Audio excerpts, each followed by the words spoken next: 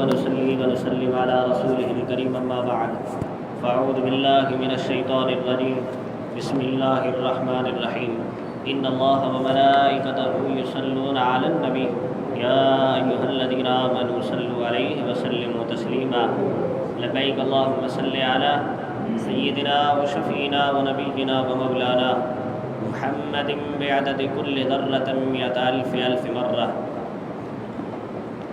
हुज़ूर सल्लल्लाहु ताला अलैहि वसल्लम जे हुस्न जे मुतालिक़ गुफ्तगू हली रही ही त आका अलैहिस्सलातु वस्सलाम जो हुस्न आका अलैहिस्सलातु वस्सलाम जो जमाल बेमिसल ऐं बेमिसाल आहे त इन ई हवाले सां अल्लामा हाफ़िज़ इब्न हजर मक्की अलैहि रहमा बयानु फ़रमायो त तव्हांजे मथां इहा ॻाल्हि वाजिबु आहे या इहो अक़ीदो रखणु वाजिबु आहे त हुज़ूर सरवर काइनात सल्लल्लाहु अलैहि वसल्लम जी ज़ात बाबरकत ते कामिल ईमान आणण में ही भी आहे त अल्लाह रब्बुल आलमीन हुज़ूर सल्लल्लाहु ताला अलैहि वसल्लम जे बतन अतहर खे अहिड़ो त बेमिसल ऐं बेमिसाल बेनज़ीर ठाहियो आहे जो पाण खां पहिरीं न कंहिंखे ठाहियो आहे ऐं न बाद में पाण जहिड़ो केरु थी सघे थो।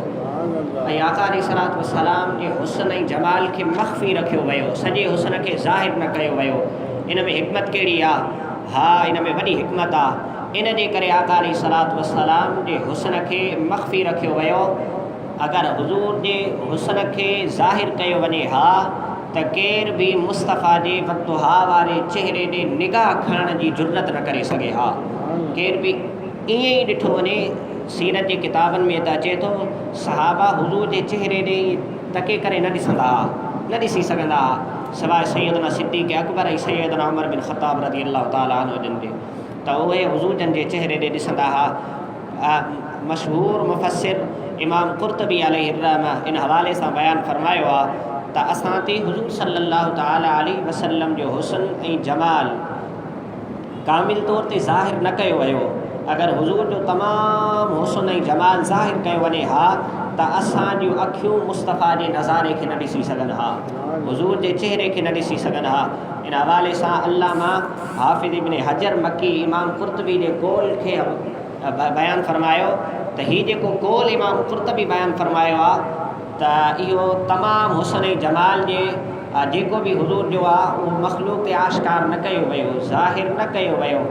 इहो जेको इन्हनि जो कौल आहे इहो केतिरो त हसीन ऐं जमील कौल आहे, निहायत ख़ूबसूरत कौल आहे। इन हवाले सां अल्लामा शेख अब्दुल हक मुहद्दिस देहलवी शाह वलीउल्लाह मुहद्दिस देहलवी अलैहि रहमा पंहिंजे वालिद माजिद शाह अब्दुल रहीम जे हवाले सां बयानु फ़रमायो त मुंहिंजे वालिद खे हुज़ूर सल्लल्लाहु ताला अलैहि वसल्लम जन ख़्वाब में ज़ियारत जो शरफ़ अता फ़रमायो, ज़ियारत नसीब थी त उन्हनि अर्ज़ु कयो या रसूल अल्लाह सल्लल्लाहु ताला अलैहि वसल्लम त मिस्र जे अंदरि जेकी औरतूं हुज़ूर हज़रत यूसुफ़ अलैहिस्सलाम खे ॾिसी करे पंहिंजा हथ कटे छॾिया।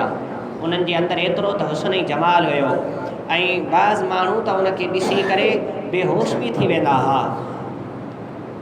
सबबु कहिड़ो आहे? हाणे हज़रत शाह वलीउल्लाह मुहद्दिस देहलवी जो वालिद शाह अब्दुल रहीम हुज़ूर जी बारगाह में अर्ज़ु कनि था या रसूल अल्लाह सल्लल्लाहु ताला अलैहि वसल्लम सबबु कहिड़ो आहे जो तव्हांखे ॾिसी करे माण्हुनि जे मथां इहा कैफ़ियत तारी नथी थिए?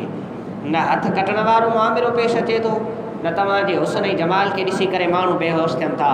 त उन ते सुहिणे रसूलुल्लाह सल्लल्लाहु अलैहि वसल्लम जन इरशाद फ़रमायो मुंहिंजो जमाल अल्लाह रब्बुल इज़्ज़त जी गैरत जे करे माण्हुनि जे अखियुनि खां लिकाए रखियो वियो, पोशीदा रखियो वियो। अगरि उनखे ज़ाहिर कयो वञे हा त माण्हू उनखे ॾिसनि हा त उन खां वधीक माण्हू अमल कनि हा।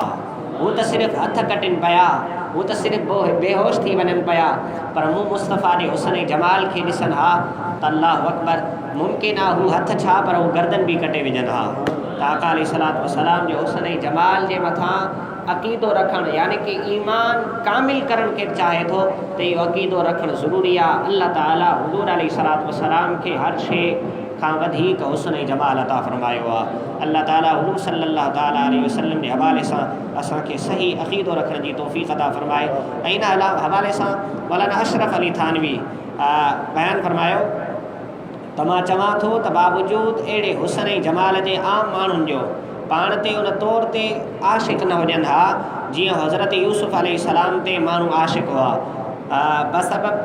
सबब कहिड़ो हो? सबब इहो त अल्लाह रब्बुल इज़्ज़त जी गैरत आहे त पंहिंजो जमाल जहिड़ो हुयो उहो ॿियनि ते ज़ाहिर न कयो वियो। जहिड़ी तरह ख़ुदि हज़रत यूसुफ अलैहिस्सलाम जो जमाल बि कमा हक़ हो, बजुज़ हज़रत याक़ूब अलैहिस्सलाम या ज़ुलेखा या ॿियनि ते ज़ाहिर न कयो वियो। यानी कि हज़रत यूसुफ अलैहिस्सलाम जो जेको हुस्न हो कमा हक़ हो उहो बि ॿियनि ते ज़ाहिर न कयो वियो। जहिड़ी तरह हा उन्हनि जे कमा हक़ हो जेको हुस्न उन्हनि जे वालिद हज़रत याक़ूब अलैहिस्सलाम खे त मालूम हुई, हज़रत बीबी ज़ुलेखा खे त ख़बर हुई। अल्लाह अकबर। ऐं इन हवाले सां